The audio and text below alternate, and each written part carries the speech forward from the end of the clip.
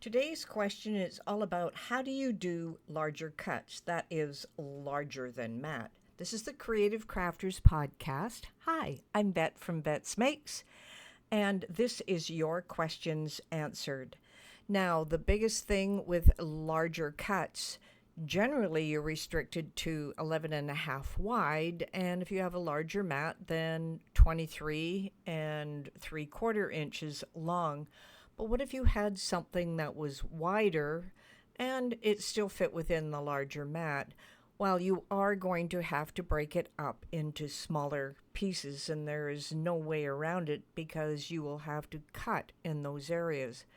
So my general rule of thumb is find out what the width of your project is going to be and what the height is going to be, and see if you can fit in 11-inch blocks. And what I mean by that, if you do a block that is 11 inches by 11 inches, that's a square, and you group those together, see how many squares you are going to take to make that larger project.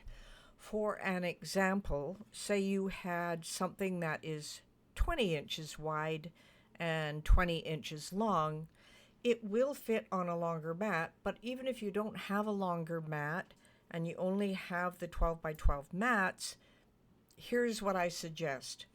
That means you need to break this particular design into 4 10 by 10 pieces.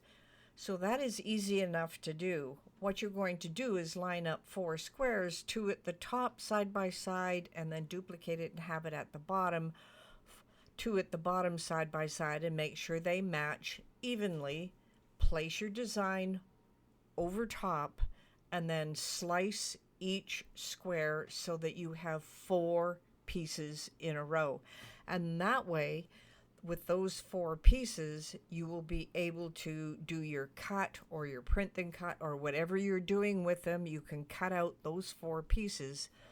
The biggest challenge then will be putting it back together, so make sure you know the order in which you cut it apart.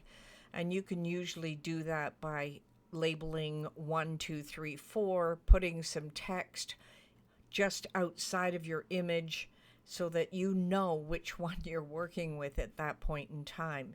So that is my general suggestion for larger projects. And of course, you can go away wider.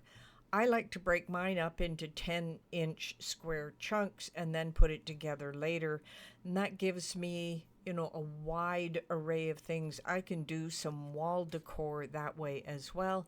If I have a huge wall that I want to take care of that's 4 or 5 or 6 feet long, I can use that method and it will work exactly the way I want it. This has been the Creative Crafters Podcast and your questions answered.